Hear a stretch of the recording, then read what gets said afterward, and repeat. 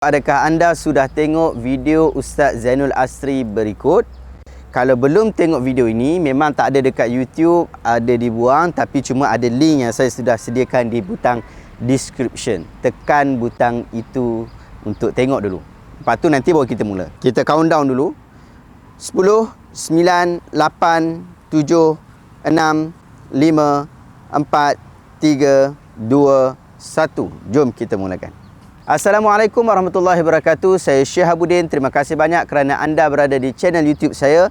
Terima kasih banyak juga jika anda sudah tekan butang subscribe. Kalau belum tekan butang berkenaan, tekan butang itu sekarang. Jika ada video-video yang bermanfaat, insya-Allah akan ada di feed YouTube anda. Jangan lupa juga untuk tekan butang loceng yang ada sebelah butang subscribe itu. Hari ini Ustaz Syekh Zainul Asri dia marah. Malam lah kita kata. Marah dengan seorang penulis yang membangkang beliau dengan mengatakan beliau mengajarkan sihir. Pada pandangan peribadi saya, mungkin dia sedang menjawab tulisan daripada saudara Ali Faizal yang mungkin ada kat sini, yang meletakkan tanda kurungan pada nama Syekh dan melabel isu ini sebagai isu sihir. Secara jelas saya tidak bersetuju jika mengatakan Tuan Guru Syekh Zainul Asri ini melakukan sihir secara terus. Pun begitu saya bersetuju, bahkan sangat bersetuju bahawa amalan ini adalah amalan yang merapu dan jauh daripada ajaran agama Islam. Seperti biasa kita berikan ringkasan video terlebih dahulu. Walaupun video ini dah tak ada kat YouTube, tapi moga-moga dengan penjelasan ringkas kita ini dapat membantu. Syekh Zainul Asri mendakwa, yang pertama, ulasan beliau sebelum ini ialah pada orang yang berkeperluan seperti mak dah tua, mak dah sakit, mak dia dalam keadaan kesusahan, tapi dia tidak dibenarkan oleh pihak polis untuk balik. Jadi Ustaz Zainul Asri ajar amalan ayat 9 surah Yasin yang dia sebut dalam video sebelum ni dan kita telah ulas pun. Boleh tengok dekat link di atas. Yang kedua, sihir tak guna ayat Al-Quran katanya. Kalau nak mengaji sihir, kena pijak Al-Quran dulu, kena keluar daripada Islam dulu, kena kapiak dulu, baru boleh mengaji ilmu sihir. Itu kata beliau. Yang ketiga, katanya isu perubatan Islam lah. Dia ada ulas sikit berkaitan isu perubatan Islam, tapi saya skip bahagian ni. InsyaAllah saya akan ulas panjang sebab perbincangan juga adalah perbincangan yang sangat panjang. Yang keempat, kalau nak masuk dalam hutan, baca tabat. Tabat yada abi lahabin wa tab. Getak bibir. Jangan qalqalah belakang tu. Tahan nafas, baru masuk hutan. Maka fadilatnya tak akan bertemu kemudaratan dalam hutan, tak jumpa ular, tak jumpa kalajengking. Dengan syarat jangan anggap itu Al-Quran. Kalau anggap Al-Quran, kata ustaz, berdosa. Yang kelima, bila waktu ribut berlaku, baca surah Yunus ayat 107, wa in yamsaskallahu bidur fala kashifalah. Tapi sama juga jangan anggap ia sebagai salah satu daripada ayat Al-Quran. Demikian juga kalau ribut datang, kata ustaz, takik atau tetap bendui rumah, ribut akan pecah. Orang putih pun buat macam tu juga, mereka tembak. Dan ustaz kata ini adalah ilmu-ilmu hikmah. Yang keenam, dia kata ini kita nak didik tawakal. Nabi baca wa ja'alna min baini aidihim saddam, kemudian dia boleh sampai boleh tabuk pasir dekat atas kepala orang Quraisy. Ini bertabaruk dengan ayat Al-Quran. Dia kata ini ayat Al-Quran yang betul lah. Tapi kata ustaz, orang Melayu yang buat ubat-ubat tu kata jangan niat Al-Quran. Yang ketujuh, Nabi kata Yasin lima quri'alah.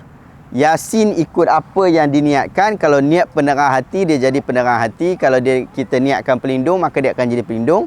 Dan waktu Dajjal nanti datang, orang akan jadi lapar, jadi baca Yasin boleh jadi kenyang. Itu yang Ustaz Zainul Asri sebut. Baik, itu yang ustaz kata. Ini pula jawapan saya, dan ini memang jawapan saya. Tak ada kaitan dengan saudara Ali Faizal ataupun siapa-siapa. Saya bertanggungjawab atas kata-kata saya sahaja. Jom kita semak. Saya ringkaskan perbahasan ini kepada perkara-perkara berikut. Yang pertama, dalam video pertama sebelum ini, ustaz tak sebut pun mak dia sakit, tapi minta dekat polis tak bagi. Tapi ustaz sebut pula dalam video ini. Cuma penjelasan itu tidak dapat menerangkan apa-apa pun. Jika polis tak bagi, mungkin sebab tak ada surat yang kuat ataupun sebagainya. Anda boleh minta tolong pergi jumpa YB ke, ketua kampung dan sebagainya, minta tolong.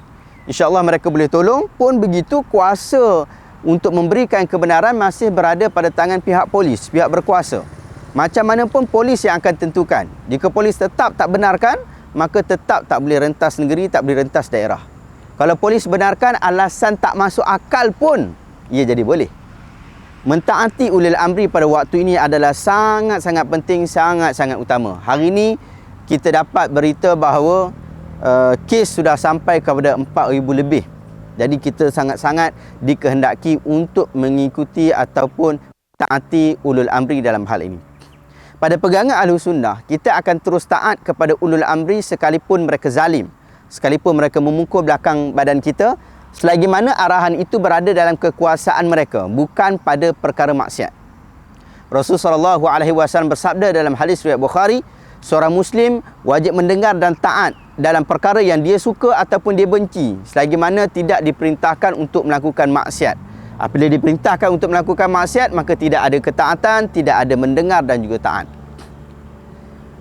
Mintalah tolong adik-beradik kita yang ada di kampung untuk tengokkan mak ayah kita yang sakit atau sebagainya.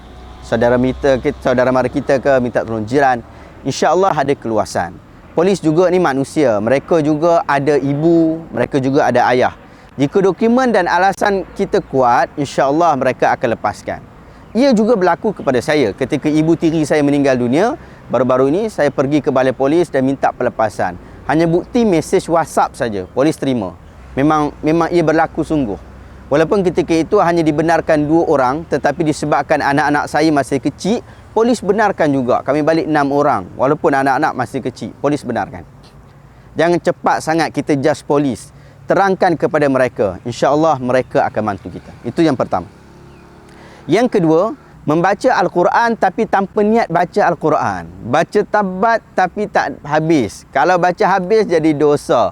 Berubat dengan ayat Al-Quran tapi jangan niat Al-Quran. Ini sangat pening. Banyak sangat dakwaan-dakwaan yang pelik di sini. Jadi saya jelaskan. 1. Ruqyah ataupun jampi yang benar menurut agama ialah berdasarkan daripada ayat Al-Quran, zikir-zikir yang baik, doa-doa yang dapat difahami. Hang guna Al-Quran, tak ada masalah. Inilah yang kita dapat faham daripada keseluruhan penjelasan para ulama kita. Saya takut mana-mana pendapat para ulama kerana dia terlalu banyak pendapat para ulama dalam hal ini. Dan mereka bersepakat tentang isu ini. Bahkan sebelum ini, isu tangkal dengan ayat Al-Quran saya dah jelaskan. Anda boleh rujuk dalam link di atas. Di situ kita dah sebutkan tentang isu tangkal menggunakan ayat Al-Quran. Tapi apabila Ustaz Zainul Asri sebut, jangan niat Al-Quran, saya dah jadi pelik dah. Habis tu kita nak niat apa? Jika niat buka Al-Quran, maka ia akan jadi kata-kata biasa. Apa fadilatnya kita kata, binasalah kedua-dua tangan Abu Lahab. Apa kaitan Abu Lahab dengan nak masuk hutan? Adakah roh Abu Lahab ada dalam hutan? Dan kalau kita tak baca yang tu, maka akan menyebabkan roh Abu Lahab akan mengganggu kita. Kalau itulah maksudnya, maka ustaz tak perlu ngajar agama.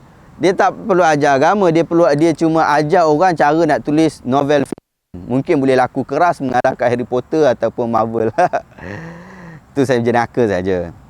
Yang kedua, saya mungkin boleh mencari-cari kefahaman Ustaz Zainul Asri dalam hal ni. Yang paling dekat lah, saya cuba bersangka baik.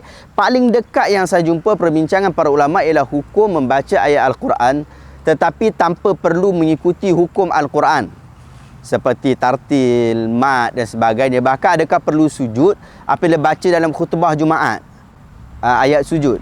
Bahkan isu wuduk ketika mahu membaca ayat-ayat Al-Quran dalam artikel. Seperti itu juga baca Al-Quran, ayat Al-Quran ketika ruqyah.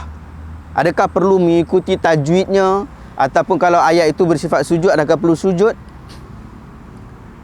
Ulama berbeza pendapat tentang adakah ayat Al-Quran itu perlu menggunakan hukum Al-Quran ataupun tidak. Sebahagian kata perlu, manakala sebahagian kata yang lain tidak. Dan saya cenderung kepada pendapat yang kata tidak perlu.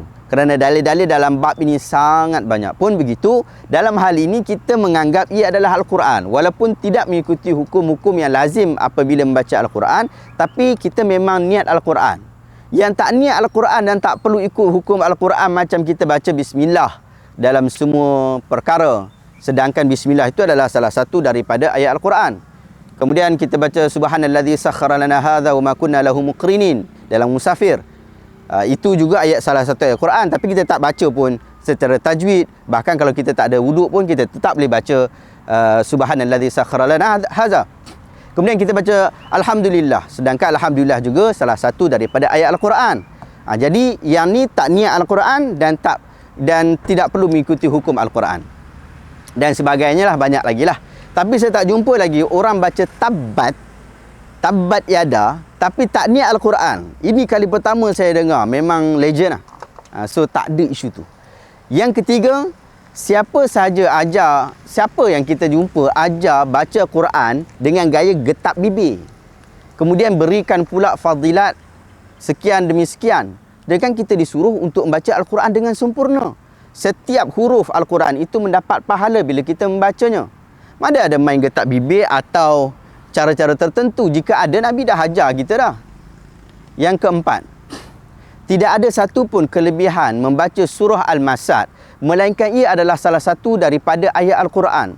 Tapi kalau anda dah niatkan bukan Al-Quran, maka apa kelebihan surah Al-Masad tu? Tak ada kelebihan membaca surah Al-Masad ni melainkan ia adalah salah satu daripada ayat Al-Quran. Kalau awak nak jadikan dia sebagai doa, nak jadikan dia sebagai syifa ataupun nak jadikan dia sebagai ayat-ayat ruqyah, anda mesti berniat bahawa ia adalah ayat Quran. Kalau tak niat ayat Quran, awak sedang baca apa? Keempat, apabila datang ribut, ustaz kata baca ayat wa in yamsaskallahu bidur fala kashifalah. Maksudnya, dan jika Allah menimpakan sesuatu keburukan, kemudaratan kepada kamu, maka tidak ada yang dapat menghilangkannya melainkan Allah Ta'ala juga. Saya tak ada masalah kalau jika ribut datang atau masalah yang datang atau penyakit yang datang kepada anda baca ayat ni. Ia adalah salah satu daripada ayat Al-Quran yang sepatutnya kita memang sering membaca ayat-ayat ini. Tetapi tambahan yang mengatakan tetap bendui rumah, takut ribut tu nanti, ini memang jauh, memang merapu. Bro, kalau inilah ajaran Islam, nescaya ia sentiasa mengajarkan kepada kemunduran. Para saintis Islam yang terkenal dahulu pasti tidak akan dikenang pada hari ini. Kerana mereka tak perlu belajar tentang sains alam, tak perlu cipta alat macam-macam, tak perlu ada seperti Jazairi yang kita kata pembina asas kepada robot. Tak perlu ada orang macam ni. Kerana akhirnya dengan tetakkan bendui saja, ribut akan pergi. Aduh. Apalah masa depan yang kita nak bina untuk anak-anak kita ni? Apa yang masa depan yang kita nak bina untuk generasi umat Islam kita ni? Yang tu kita kena fikir. Nabi Muhammad SAW selain mengajarkan kita untuk mencari ilmu sebab dan musabab dalam hal-hal dunia, baginda juga sudah ajar kepada kita untuk bertawakal kepada Allah dengan berdoa apabila angin dan ribut datang. Dah ada dah sunnah bila angin ataupun ribut datang kita baca apa? Dah ada dah sunnah tu, tak payah reka. Dalam Hisnul Muslim direkodkan, Allahumma inni as'aluka khairaha wa khairu ma fiha wa khairu ma ursilat bihi wa a'udzubika min syarriha wa syarri ma fiha wa syarri ma ursilat bihi. Ya Allah, aku mohon kepadamu akan kebaikan angin ribut ni, kebaikan yang ada padanya dan kebaikan yang engkau telah hantarkan dengannya.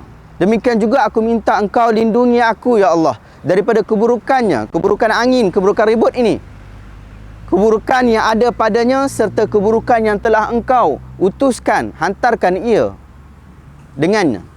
Hadis ini sahih riwayat Muslim. Lain benar apa yang dia ajar oleh Ustaz Zainul Asri dengan apa yang dia ajar oleh Rasulullah SAW berkaitan ribut ni. Maka anda sajalah yang pilih nak amalan yang Ustaz ajar ataupun yang diajar oleh Rasulullah SAW, yang mana ulama-ulama kita dah ajar lah. Hadis kelebihan membaca surah Yasin ini yang terakhir. Dalam 14 Ustaz sebut Yasin 5 quri'at lah. Yasin mengikut niat orang yang membacanya. Ia adalah hadis yang tidak sahih menurut para ulama hadis. Al-Imam As-Sakhawi yang famous adalah kenyataan Imam As-Sakhawi dalam Maqasidul Hasanah. Dia sebut tentang hal ini dan dia kata tidak sahih. Tak ada asal di dalam mana-mana kitab. Sebagai ulama kata ia adalah hadis yang palsu. Sebabkan direkodkan Al-Imam Zakaria Al-Ansari disebutkan dalam Hasyiah Baydawi mengatakan bahawa ia adalah palsu. Mula Al-Qari sebut tak sahih dalam Asrarul Marfu'ah, Al-Asrar Al-Marfu'ah. Az-Zarqani dalam Mukhtasar Al-Maqasid sebut perkara yang sama, tidak sahih.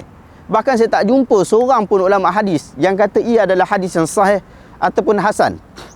Sangat pelik bina ajaib apabila mudir Darul Hadis lepasan Al-Azhar dalam bidang usuluddin hadis tetapi berhujah dengan hadis ini. Pun begitu, kelebihan surah Yasin adalah kelebihan-kelebihan membaca Al-Quran. Orang Melayu ni sudah biasa dengan bacaan surah Yasin dan ia adalah perkara bagus. Teruskan, tak ada masalah. Perbanyakkan membacanya ketika lapang dan susah, ketika sedih dan berharap. Tapi dakwaan ustaz bila kata lapak baca surah Yasin, jangan macam tu. Bila kita lapak, cari makan dulu. Itu sunnahnya. Bila lapak, cari makan dulu. Dah terisi perut, barulah selesa baca Yasin. Jelas? Jangan duk tunggu Yasin bagi kenyang. Yang tu memang merapu sangat-sangat. Baik, adakah anda dapat penjelasan berkaitan tentang isu ini daripada video ini? Jika anda rasa video ini bermanfaat, anda boleh tekan share supaya orang lain juga boleh mendapat manfaat yang sama. Terima kasih banyak. Assalamualaikum warahmatullahi wabarakatuh.